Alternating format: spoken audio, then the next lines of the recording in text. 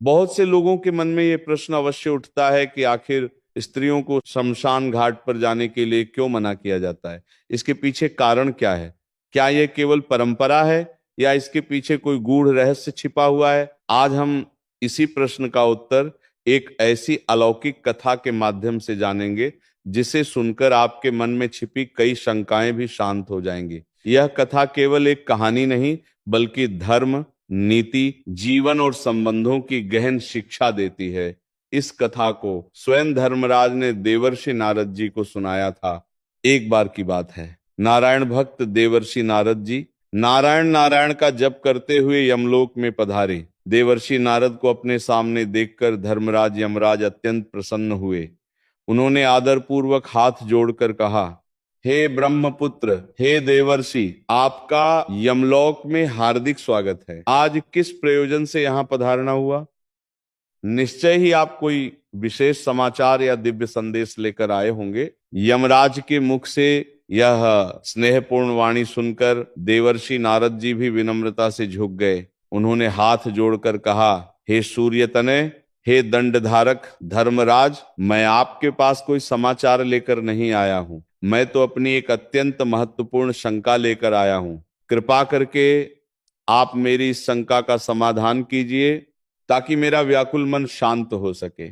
तब धर्मराज ने मंद मुस्कान के साथ कहा, हे ब्रह्मानंदन, जो भी प्रश्न आपके मन में है आप निसंकोच पूछिए, मैं यथाशक्ति अवश्य उसका उत्तर दूंगा। तभी देवर्षि नारद जी ने कहा, हे धर्मराज, मेरा पहला प्रश्न यह है कि मनुष्य गरीबी से मुक्ति कैसे पाए, और मेरा दूसरा प्रश्न यह है कि स्त्रियों का श्मशान घाट जाना क्यों वर्जित माना गया है। नारद जी का प्रश्न सुनकर धर्मराज कुछ क्षण मौन रहे। फिर उन्होंने गंभीर किंतु करुण स्वर में कहा, हे देवर्षि, आपने समस्त मानव जाति के हित से जुड़ा एक अत्यंत महत्वपूर्ण प्रश्न पूछा है। इस प्रश्न के उत्तर में जीवन का बड़ा रहस्य छिपा हुआ है। आपके पहले प्रश्न का उत्तर मैं एक कथा के माध्यम से दूंगा और उसी कथा के अंत में आपके दूसरे प्रश्न का उत्तर भी स्पष्ट हो जाएगा। धर्मराज आगे बोले, आप इस कथा को ध्यान पूर्वक सुनिए। जो भी श्रोता इसे पूरे मन से सुनते हैं उनके घर से दुख और दरिद्रता का नाश हो जाता है, और जिस जीवन में दरिद्रता का भय समाप्त हो जाए वहां आत्मविश्वास भी लौट आता है। इतना कहकर धर्मराज ने कथा प्रारंभ की। हे देवर्षि, प्राचीन समय की बात है, दक्षिण देश में एक अत्यंत समृद्ध नगर था। उस नगर में दौलतराम नाम का एक धनवान सेठ रहता था। उसके घर में किसी चीज की कोई कमी नहीं थी। उसका व्यापार बहुत अच्छा चल रहा था, परिवार सुखी था, घर में ऐश्वर्य था और हर ओर संपन्नता दिखाई देती थी। सेठ अपनी पत्नी के लिए समय समय पर बहुमूल्य गहने और आभूषण लाया करता था। इससे उसकी पत्नी भी अत्यंत प्रसन्न रहती थी। वह स्त्री स्वभाव से बहुत भोली और सरल थी। उसे जो भी प्रेम से कुछ पूछता वो सब कुछ सच सच बता देती थी। उसके मन में छल कपट का कोई स्थान नहीं था। एक दिन उसने अपने पति से पूछा, हे स्वामी, आपका व्यापार इतना अच्छा कैसे चल रहा है? आप इतना धन कैसे कमाते हैं? पत्नी के मुख से यह प्रश्न सुनकर सेठ ने बिना किसी संकोच के अपनी पूरी बात बता दी। उसने कहा, हे प्रिय, मैं अनाज का व्यापार करता हूं। मैं गांवों में जाकर छोटे छोटे किसानों से अनाज खरीदता हूं और उसे शहर में ऊंचे दामों पर बेच देता हूं। इसी से मुझे लाभ होता है। पति की ये बात सुनकर सेठानी बहुत प्रसन्न हुई। उसने मन ही मन सोचा, मेरे पति तो बहुत बुद्धिमान हैं। ये बात तो नगर के सभी लोगों को पता होनी चाहिए। सबको मालूम होना चाहिए कि मेरे पति कितने समझदार हैं, तभी तो वे इतना धन कमा रहे हैं। और यहीं से उसने वह काम कर दिया जो आगे चलकर उसके पूरे घर की समृद्धि के लिए संकट बन गया। क्योंकि जब कोई बात समय से पहले और आवश्यकता से अधिक फैल जाती है तो उसका प्रभाव भी बदल जाता है। सेठानी ने ये बात धीरे धीरे पूरे नगर में बता दी कि उसके पति किस प्रकार अपनी बुद्धि से इतना धन अर्जित करते हैं। नगर के लोगों ने जब ये बात सुनी तो वे भी अनाज के व्यापार की ओर आकर्षित हो गए। जो लोग पहले इस काम से दूर थे वे भी उसी व्यवसाय में उतर पड़े। अब बाजार में अनाज खरीदने वालों की संख्या बढ़ गई। पहले जो सेठ कम दाम में अनाज खरीद लेता था, अब उसे वही अनाज महंगे दामों में खरीदना पड़ता था। व्यापार में प्रतिस्पर्धा बढ़ गई और धीरे धीरे सेठ को घाटा होने लगा। उसकी आमदनी घटने लगी, लाभ कम होने लगा और वह जो पहले धनवान था अब संकट में पड़ता चला गया। धीरे धीरे उसकी समृद्धि डगमगाने लगी, व्यापार डूबने लगा। सेठ बहुत चिंतित हो गया। उसे समझ नहीं आ रहा था कि अब वह क्या करे। वह एकांत में बैठा हुआ था, मन ही मन परेशान था। उसके चेहरे की चमक उतर चुकी थी और चिंता उसकी आंखों में स्पष्ट दिखाई दे रही थी। उसी समय द्वार पर एक साधु महात्मा भिक्षा मांगने आए। साधु की आवाज सुनकर सेठानी ने दरवाजा खोला। साधु महात्मा को देखकर उसने श्रद्धा से प्रणाम किया। साधु ने कहा, हे पुत्री, क्या मुझे भोजन मिल सकता है? मैं कई दिनों से अन्न ग्रहण नहीं कर पाया हूं। सेठानी ने तुरंत विनम्रता से कहा, हे ब्राह्मण देवता, आप घर के भीतर पधारिए, आपका स्वागत है। उसने साधु महात्मा को बैठने के लिए आसन दिया। फिर कहा, हे ब्राह्मण देवता, आप कुछ क्षण प्रतीक्षा कीजिए, मैं अभी आपके लिए भोजन बनाकर लाती हूं। कुछ ही देर में वह साधु महात्मा के लिए तरह तरह के व्यंजन बनाकर ले आई। साधु ने प्रेम पूर्वक भोजन ग्रहण किया और फिर विश्राम करने लगे। उसी समय सेठ भी वहां आ पहुंचा। उसने साधु महात्मा को प्रणाम किया और शांत भाव से उनके पास बैठ गया। सेठ को चिंतित देखकर साधु ने पूछा, हे पुत्र, तुम इतने अशांत क्यों हो? तुम्हारे मुख पर चिंता का कारण स्पष्ट दिखाई दे रहा है। बताओ तुम्हारी परेशानी क्या है?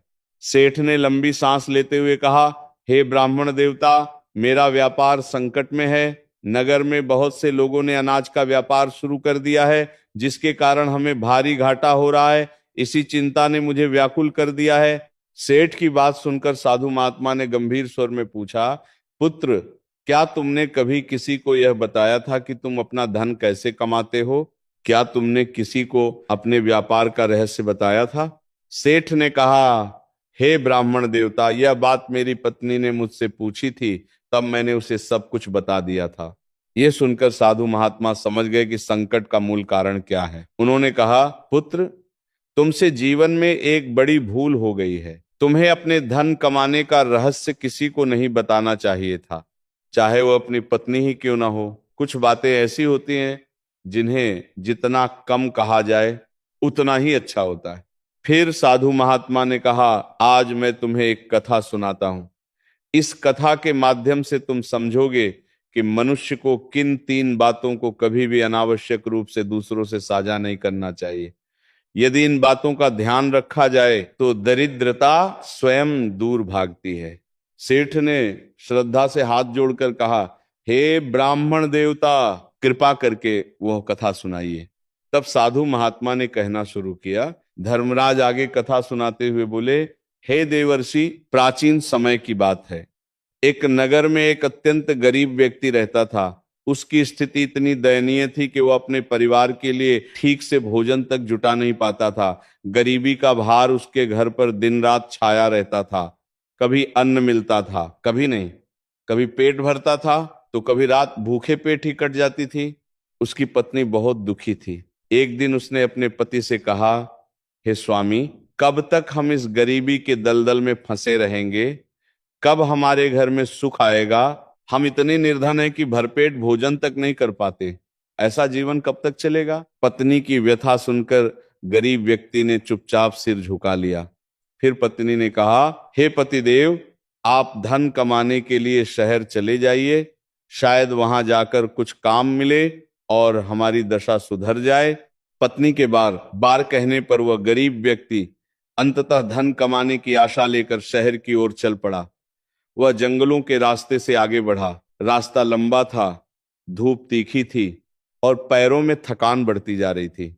चलते चलते वह एक घने जंगल में पहुंचा। लंबी यात्रा के कारण वो बहुत थक गया था और उसे प्यास भी लगने लगी थी। वह जल की खोज में इधर उधर देखने लगा। थोड़ी ही देर में उसे एक नदी दिखाई दी। वह तुरंत नदी के पास गया, भरपेट जल पिया और फिर आगे चल पड़ा।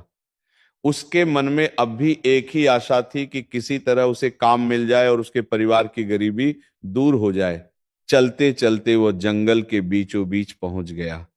तभी उसकी दृष्टि एक विशाल वटवृक्ष पर पड़ी।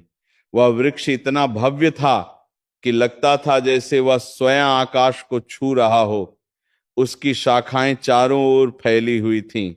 उसकी जड़ें पृथ्वी में गहराई तक समाई हुई थीं और उसके चारों ओर एक अद्भुत शीतलता और शांति थी। ठंडी हवा बह रही थी और वातावरण अत्यंत दिव्य लग रहा था। थकान से चूर वह गरीब व्यक्ति उस वटवृक्ष के नीचे बैठ गया। कुछ देर में वह वहीं लेटकर आराम करने लगा। तभी उसने देखा कि जंगल से एक विशालकाय सर्प आता हुआ उसी वृक्ष की ओर बढ़ रहा है। वह सर्प सीधे वटवृक्ष पर चढ़ने लगा। गरीब व्यक्ति यह दृश्य बड़ी सावधानी से देख रहा था। उसके मन में प्रश्न उठा, यह सर्प पेड़ पर क्यों चढ़ रहा है? तभी उसकी दृष्टि पेड़ की एक डाल पर बने घोंसले पर पड़ी।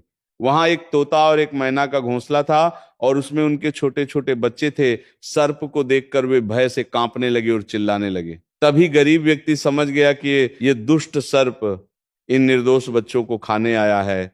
उसके मन में करुणा जागी।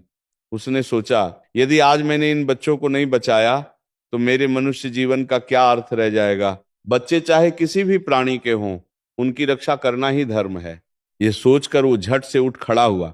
उसने पास पड़ी एक मजबूत टहनी तोड़ी और सर्प पर जोर से प्रहार कर दिया। अचानक हुए उस वार से सर्प नीचे गिर पड़ा और फिर फुर्ती से जंगल की ओर भाग गया। बच्चों की जान बच गई। आज वह गरीब व्यक्ति फिर उसी वटवृक्ष के नीचे आकर बैठ गया। उधर तोता और मैना के बच्चे अपने रक्षक को देखकर आनंदित हो उठे। उनके लिए वह व्यक्ति किसी देवदूत से कम नहीं था। उसी समय तोता और मैना भी जंगल से दाना लेकर लौट आए। जब उनके बच्चों ने पूरी घटना सुनाई तो दोनों अत्यंत प्रसन्न हुए। बच्चों ने बताया कि इस मनुष्य ने उनकी रक्षा की, नहीं तो आज वे सर्प का आहार बन जाते। तोता और मैना तुरंत उस गरीब व्यक्ति के पास आए और कृतज्ञता के साथ बोले, हे भले मनुष्य, आज आपने हमारे बच्चों की रक्षा करके हम पर महान उपकार किया है। हम आपका यह उपकार कभी नहीं भूलेंगे। फिर उन्होंने पूछा, हे मनुष्य, आप कौन हैं और कहाँ जा रहे हैं? गरीब व्यक्ति ने विनम्रता से कहा, मैं एक निर्धन मनुष्य हूं। अपने परिवार के लिए धन कमाने शहर जा रहा था। यात्रा में थक गया था, इसलिए इस वृक्ष के नीचे विश्राम कर रहा था। जब मैंने देखा कि ये सर्प आपके बच्चों को हानि पहुंचाने जा रहा है तो मैं चुप न रह सका। तोता और मैना उसकी बात सुनकर अत्यंत प्रसन्न हुए। उन्होंने कहा, हे भोले मनुष्य, संसार में बच्चों से बढ़कर कुछ नहीं होता। आपने हमारे बच्चों की रक्षा की है, इसीलिए हम भी आपकी सहायता करेंगे। फिर उन्होंने आगे कहा, हम तुम्हें प्रतिदिन बहुमूल्य मोती ला कर देंगे। तुम उन्हें बेचकर अपने परिवार के लिए आवश्यक वस्तुएं ले आना। बदले में तुम यहीं रहो, हमारे बच्चों की देखभाल करो। जब तक हमारे बच्चे बड़े नहीं हो जाते तब तक तुम इस स्थान पर उनकी रक्षा करना। गरीब व्यक्ति ये सुनकर आश्चर्यचकित रह गया। उसे विश्वास ही नहीं हो रहा था कि एक छोटे से उपकार के बदले उसे इतनी बड़ी सहायता मिल रही है। उसने मन ही मन सोचा, यदि यहीं बैठे बैठे जीवन चल सकता है तो दूर शहर जाने की क्या आवश्यकता। उसने तोता और मैना की बात मान ली। वह उसे कुछ मोती देकर गए, जिन्हें बेचकर वह अपने लिए भोजन और आवश्यक वस्तुएं खरीद लाया। फिर उसने वटवृक्ष के नीचे एक छोटी सी झोंपड़ी बना ली और वहीं रहने लगा। अब वह तोता और मैना के बच्चों की देखभाल करने लगा। दरपति दिन बीतते गए। तोता और मैना निश्चिंत होकर प्रतिदिन अपने काम पर जाते और शाम को लौटते तो अपने बच्चों को सुरक्षित पाते। हर दिन वे इस मनुष्य का धन्यवाद करते और बदले में उसे बहुमूल्य मोती देते। इसी तरह महीनों बीत गए। अब तो तोता और मैना के बच्चे भी बड़े होने लगे थे।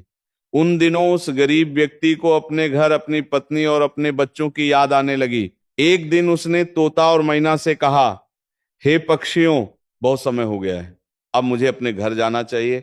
मेरी पत्नी और बच्चे भी मेरी प्रतीक्षा कर रहे होंगे। तोता और मैना ने कहा, हे भले मनुष्य, तुम निश्चिंत होकर अपने घर जाओ। हमारे बच्चे अब बड़े हो चुके हैं, तुम्हारा उपकार हम कभी नहीं भूलेंगे। इतना कहकर उन्होंने उसे ढेर सारे मोती दिए। वे मोती इतने कीमती थे कि उन्हें बेचकर उसका घर फिर से सुख समृद्धि से भर गया। जब वह गरीब व्यक्ति घर लौटा और अपनी पत्नी को वे मोती दिखाए तो वह प्रसन्नता से भर उठी। तब उस व्यक्ति ने बताया कि यह सब उसे तोता और मैना ने दिया है, जिनके बच्चों की रक्षा उसने की थी। इसी तरह गरीबी का अंधकार उसके जीवन से दूर होने लगा। धर्मराज ने कथा आगे बढ़ाते हुए कहा, हे देवर्षि, अब उस गरीब व्यक्ति के जीवन में थोड़ी समृद्धि लौट आई थी। उसने तोता और मैना के दिए हुए मोती बेचकर अपने घर का आवश्यक सामान खरीद लिया। घर में फिर से अन्न आने लगा। पत्नी के चेहरे पर भी थोड़ी राहत दिखाई देने लगी और बच्चों के जीवन में भी कुछ सुख लौट आया। धीरे धीरे उस व्यक्ति ने उन मोतियों से अपने घर के लिए एक सुंदर सा निवास भी तैयार कर लिया। अब वह पहले की तरह असहाय नहीं रहा। उसके परिवार की स्थिति सुधरने लगी। वह अपनी पत्नी और बच्चों के साथ संतोष पूर्वक जीवन बिताने लगा। लेकिन समय का चक्र रुकता कहाँ है। एक दिन उसी राज्य के राजा रुद्रदेव की तबीयत अचानक खराब हो गई। वह एक गंभीर रोग से ग्रस्त हो गया। बड़े बड़े वैद्य, हकीम और चिकित्सक दूर दूर से बुलाए गए। सबने अपने अपने ज्ञान और उपचार का प्रयास किया, पर किसी के उपचार से राजा की दशा में कोई सुधार नहीं हुआ। अंत में एक वैद्य ने कहा, महाराज, इसका एक ही उपाय है। यदि तोते के बच्चे का मांस मिल जाए तो आपकी देह में बल आ सकता है और रोग शांत हो सकता है। ये सुनकर राजा रुद्रदेव ने तुरंत अपने मंत्री को बुलाया और आदेश दिया, सारे राज्य में घोषणा करवा दो, जो कोई मेरे लिए तोते का बच्चा लाएगा उसे 100 स्वर्ण मुद्राएं पुरस्कार में दी जाएंगी। राजा की आज्ञा से नगर नगर, गली गली यह घोषणा फैल गई। लोग जंगलों की ओर दौड़ पड़े। सभी की आंखों में लोभ था। सभी तोते की खोज में निकल पड़े। परंतु जहां प्रेम और कर्तव्य होता है, वहां लोभ का कोई स्थान नहीं होता। बहुत खोजबीन के बाद भी किसी के हाथ कुछ नहीं लगा। इधर उस गरीब व्यक्ति की पत्नी एक दिन अपनी पड़ोसी स्त्रियों के साथ बैठी बातें कर रही थी। बातों ही बातों में तोते का प्रसंग छिड़ गया।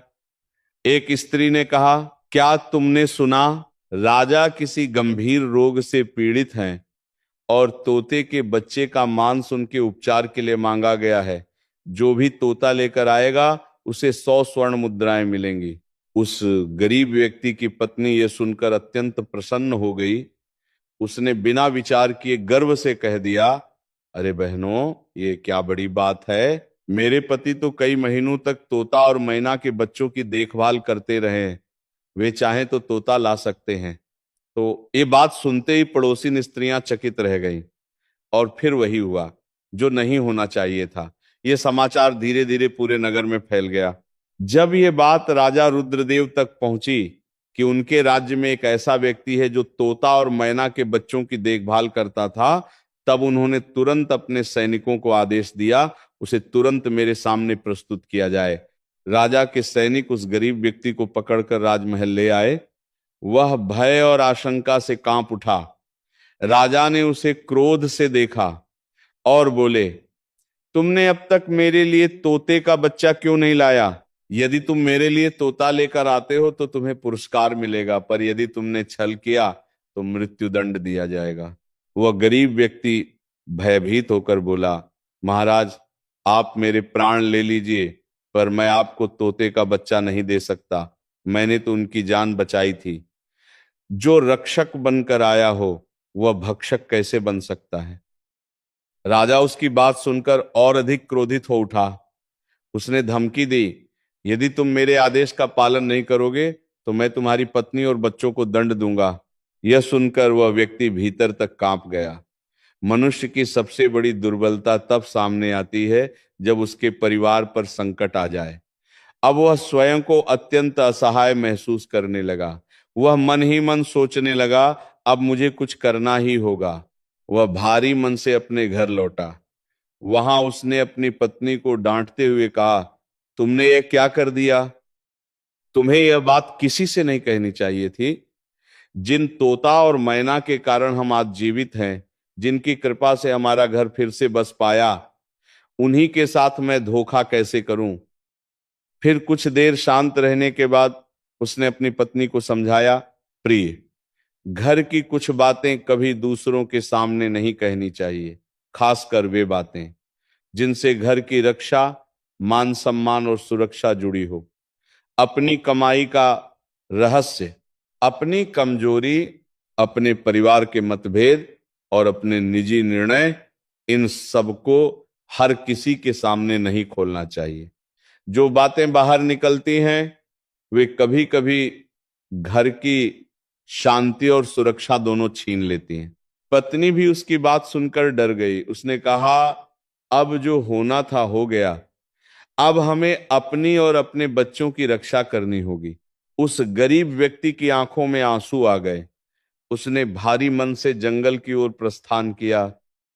जहां तोता और मैना अपने बच्चों के साथ रहते थे, उसके मन में केवल एक ही पीड़ा थी, कैसे वह उन निर्दोष पक्षियों के बच्चों में से किसी एक को राजा के लिए दे दे। इसी दुख और दुविधा के साथ वह धीरे धीरे वटवृक्ष की ओर बढ़ने लगा। धर्मराज ने कहा, हे देवर्षि, जब वह गरीब व्यक्ति भारी मन से वटवृक्ष के पास पहुंचा तो वहां का दृश्य देखकर तोता और मैना उसे बहुत प्रसन्न होकर देखने लगे। जैसे ही उन्होंने उसे दूर से आते देखा, वे समझ गए कि वह मनुष्य निश्चय ही किसी भारी चिंता में है। तोते ने कहा, अरे भाई, तुम इतने उदास क्यों हो? तुम्हारे मुख पर चिंता की छाया क्यों है? वह गरीब व्यक्ति कुछ क्षण मौन रहा। फिर उसने कांपते हुए स्वर में सारी घटना सुना दी। उसने कहा, राजा ने मुझे बुलाया है। वह बीमार है और उसका कहना है कि यदि उसे तोते के बच्चे का मांस मिल जाए तो वो स्वस्थ हो सकता है। अब मैं संकट में हूं। यदि मैं राजा की बात नहीं मानता तो वह मेरे परिवार को दंड देगा। यह सुनकर तोता और मैना के चेहरे पर गंभीरता छा गई। कुछ पल वे चुप रहे। फिर तोता ने शांत स्वर में कहा, हे मनुष्य, तुम चिंता मत करो। तुम्हारे सामने आज एक कठिन परीक्षा है, लेकिन हम तुम्हारे उपकार को भूल नहीं सकते। तभी उनके बच्चों ने भी यह सब सुन लिया। वे भी आशंकित हो उठे, लेकिन उनमें से एक छोटा तोता साहस के साथ आगे आया और बोला, पिताजी, अगर हमारे कारण उस मनुष्य ने हमारी रक्षा की है तो अब हमारा भी कर्तव्य है कि हम उसकी रक्षा करें। हमें उसके साथ चलना चाहिए। ये सुनकर सभी पक्षी भावुक हो उठे। उस छोटे तोते ने फिर कहा, जिसने हमारे प्राण बचाए, क्या हम उसके लिए इतना भी नहीं कर सकते?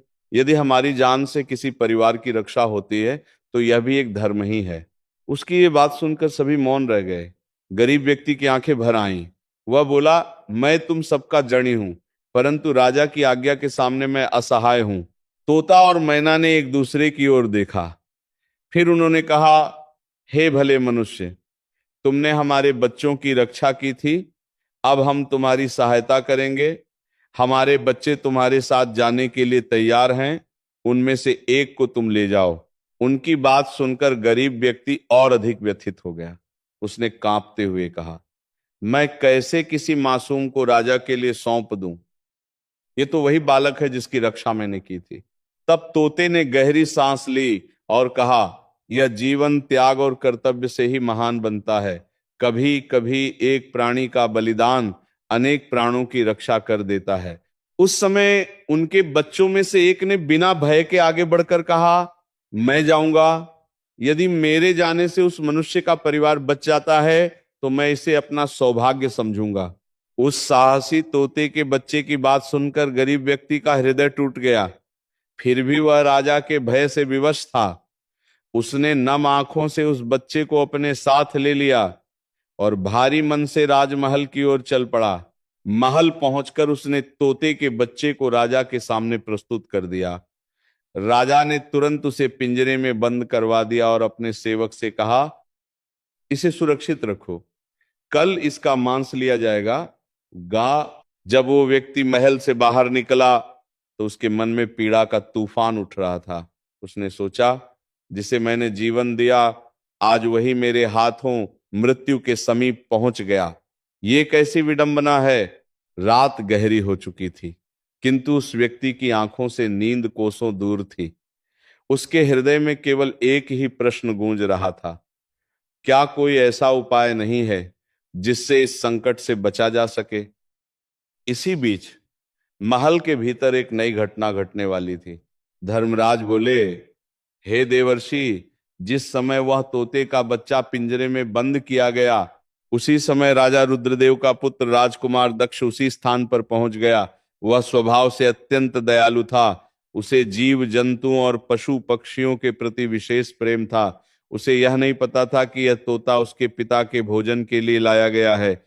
राजकुमार दक्ष अपने कुछ मित्रों के साथ उसी आंगन में खेल रहा था जहां वह तोता बंद था। जब उसने उस सुंदर तोते के बच्चे को पिंजरे में कैद देखा तो वह उसके पास गया।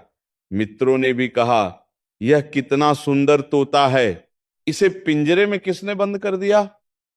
इसे तो मुक्त करना चाहिए। मित्रों की बात सुनकर राजकुमार का हृदय पिघल गया। उसने पिंजरे का द्वार खोल दिया। जैसे ही पिंजरा खुला, तोते का बच्चा आकाश की ओर उड़ चला। कुछ ही क्षणों में ये बात राजा रुद्रदेव तक पहुंची।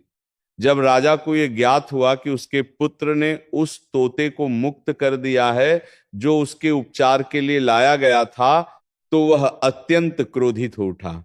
उसने तुरंत राजकुमार दक्ष को बुलवाया और कड़क स्वर में कहा, अरे दुष्ट, तूने उस तोते को क्यों छोड़ दिया? तुझे ज्ञात भी है कि वो कितनी कठिनाई से प्राप्त हुआ था।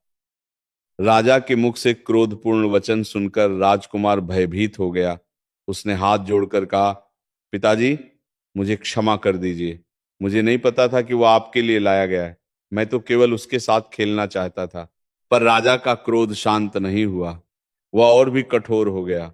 उसने कहा, तूने मेरी आज्ञा का उल्लंघन किया है। जा, तुझे राज्य से बाहर निकाला जाता है। राजा के आदेश से सैनिकों ने राजकुमार दक्ष को नगर की सीमा के बाहर छोड़ दिया। वह राजपुत्र जो आज तक राजमहल की छाया में रहा था, एक ही क्षण में अनाथ सा हो गया। इधर वही तोते का बच्चा उड़ता हुआ अपने माता पिता के पास जा पहुंचा और सारी घटना बता दी। उसने कहा, पिताजी, वह राजकुमार बहुत दयालु है। उसने मुझे पिंजरे से मुक्त कर दिया, लेकिन उसके दुष्ट पिता ने उसे राज्य से बाहर निकाल दिया है। तोते और मैना ने यह सुनकर एक दूसरे की ओर देखा। फिर उन्होंने कहा, अब उस राजकुमार की सहायता करना हमारा धर्म है। उन्होंने अपने बच्चे को आदेश दिया, तुम जाओ और उस राजकुमार की रक्षा करो। उसने तुम्हें जीवन दान दिया है। अब तुम्हारा कर्तव्य है कि तुम भी उसे सहारा दो। उनके आदेश का पालन करते हुए वो तोता राजकुमार दक्ष के पास पहुंच गया। राजकुमार उसे देखकर पहचान गया।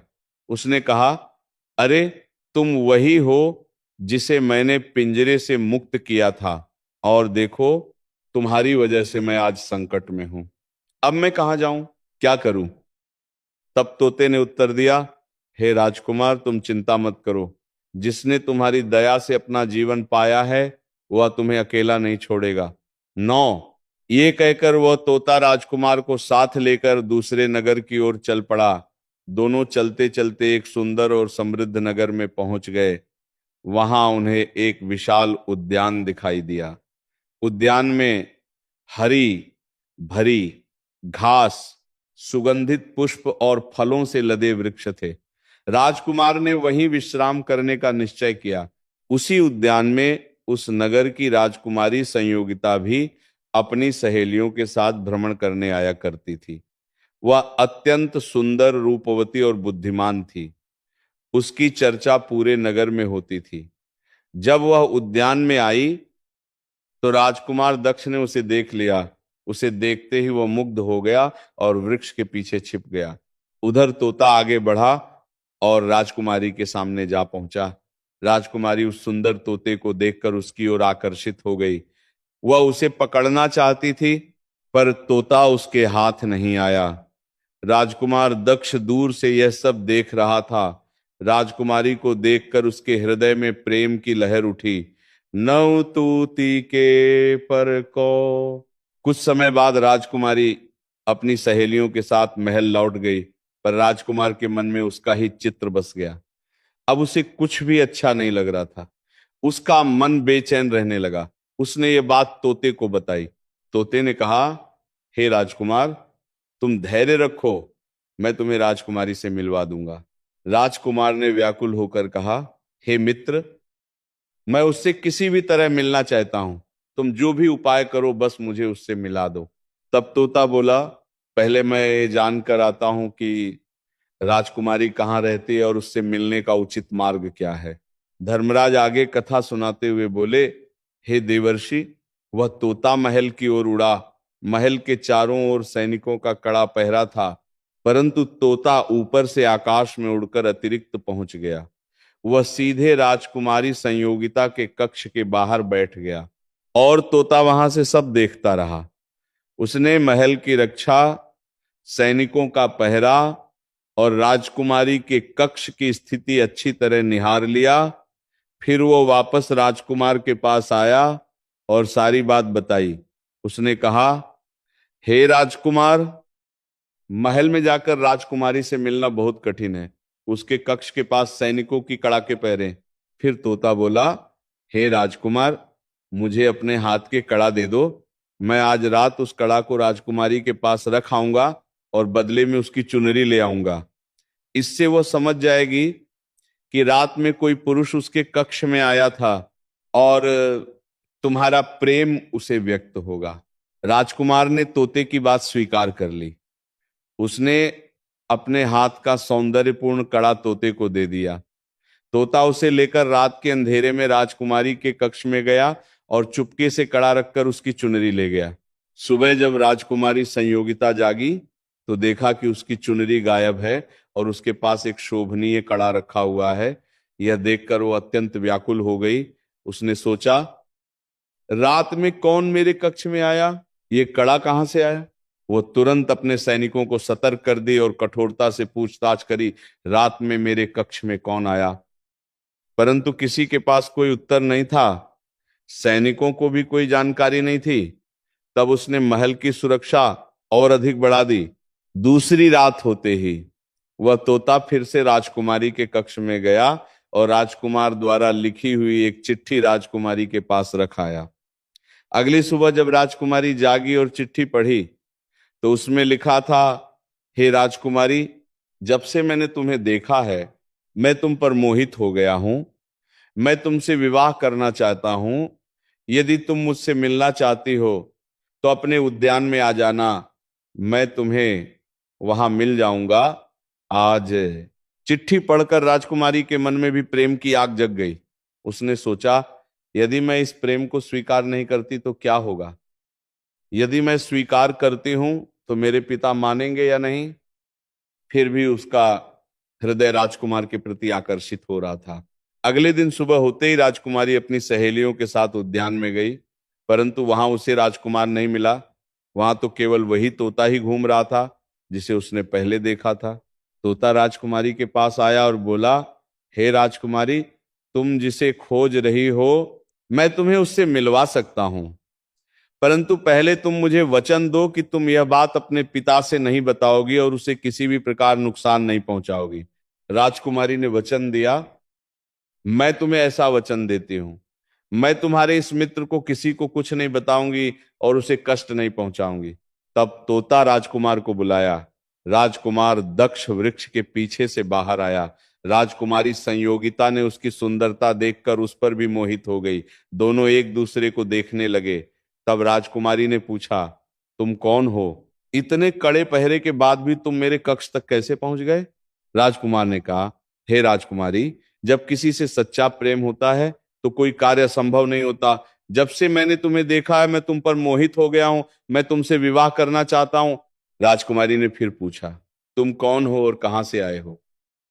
तब राजकुमार ने अपनी पूरी कथा राजकुमारी को सुनाई। उसने कहा, मैं राजकुमार दक्ष हूं। मेरे पिता ने मुझे राज्य से बाहर निकाल दिया है। मैं अब अनाथ हूं। राजकुमार की कथा सुनकर राजकुमारी के मन में उसके प्रति गहरी सहानुभूति और प्रेम जाग गया। उसने कहा, मैं तुम्हें अपना जीवन साथी बनाना चाहती हूं देवर्षि। अब रोजाना राजकुमारी संयोगिता उस राजकुमार से मिलने उद्यान में आया करती थी। दोनों एक दूसरे के प्रेम में लिप्त हो गए।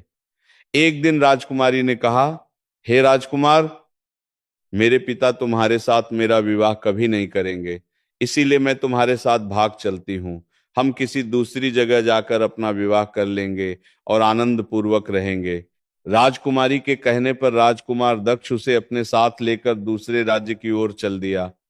वे वहां गंधर्व विवाह करके एक दूसरे के साथ रहने लगते। दोनों को साथ रहते कई महीने बीत गए। उनका जीवन सुख और प्रेम से भर गया था, परंतु एक अभाग की घटना घटने वाली थी। एक दिन उनकी झोपड़ी में आग लग गई। आग को बुझाने के चक्कर में उसी तोते का एक पंख जल गया। तोता राजकुमार से बोला, हे राजकुमार, अब तुम अपने राज्य चले जाइए। तुम्हारे पिता का क्रोध अब शांत हो चुका होगा, तुम्हें माफ कर देंगे।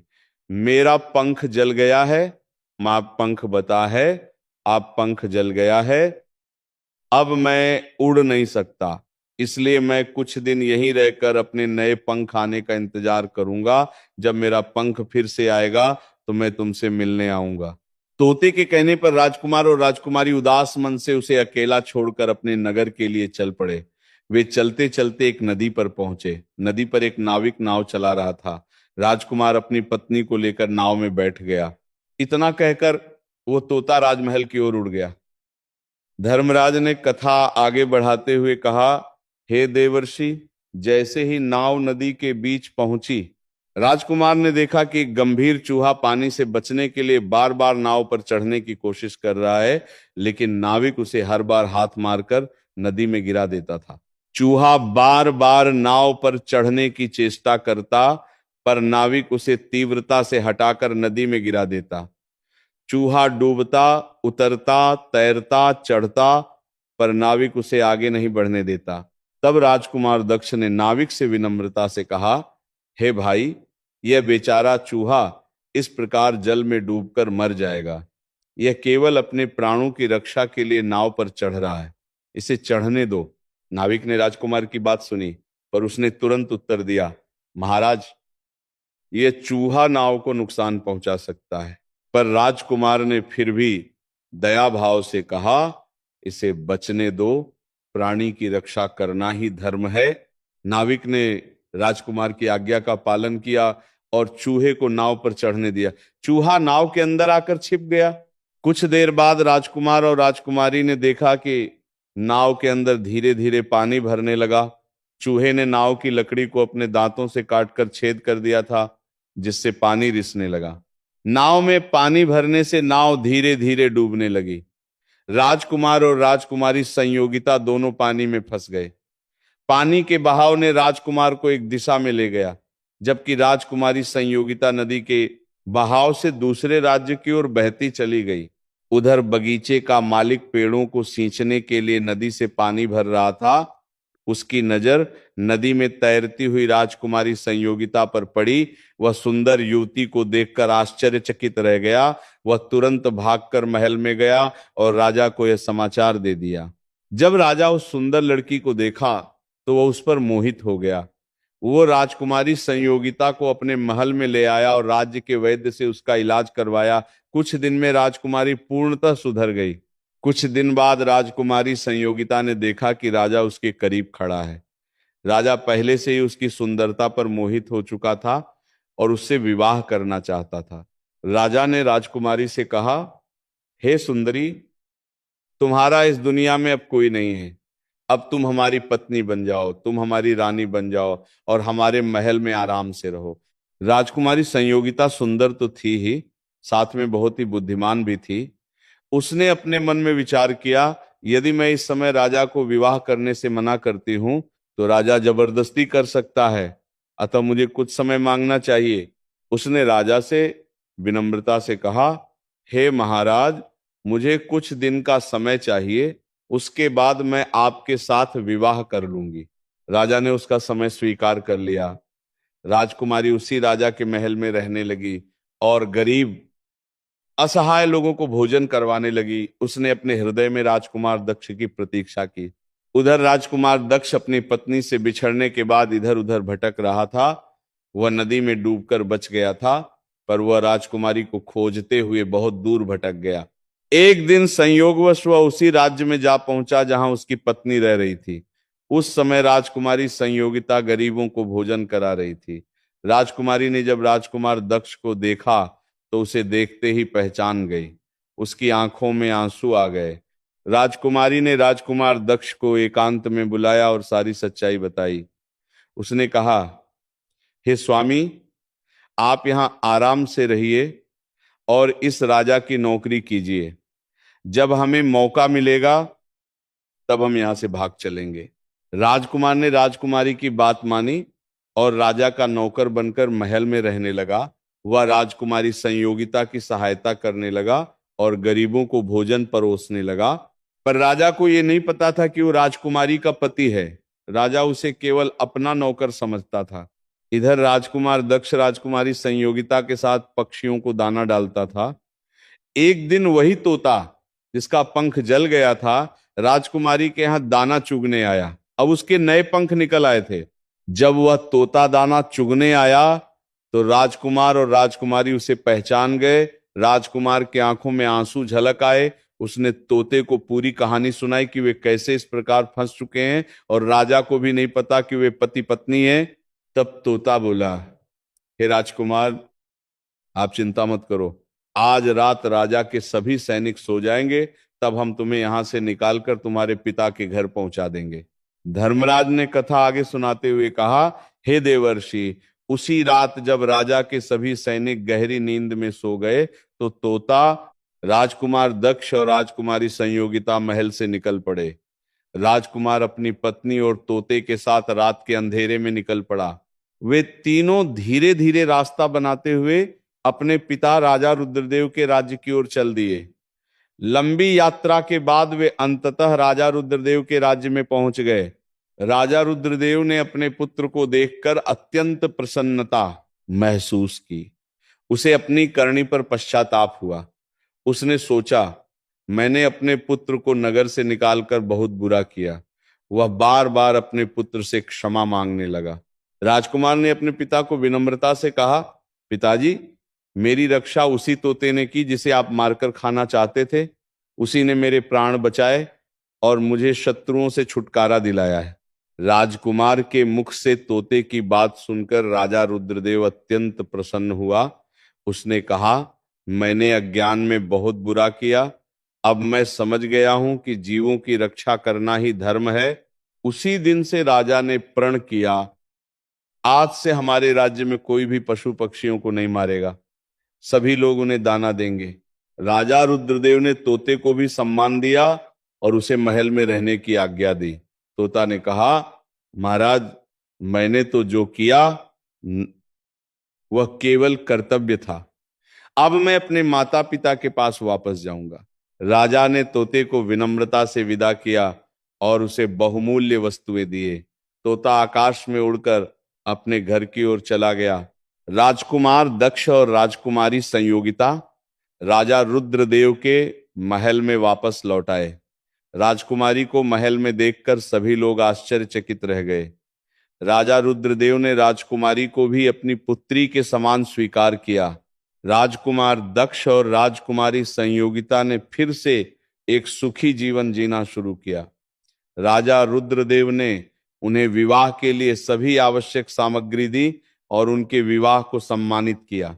इस प्रकार इस कथा में हमने देखा कि कैसे एक छोटे से उपकार का परिणाम बल्क और बड़ा होकर जीवन में बदलाव ला सकता है। तोते ने गरीब आदमी की रक्षा की, राजकुमार ने तोते की रक्षा की और तोते ने राजकुमार की रक्षा की। यह कथा हमें बताती है कि कर्तव्य और प्रेम का परिणाम कभी भी नकारात्मक नहीं होता। जो दूसरों की रक्षा करता है उसकी रक्षा भी स्वयं होती है।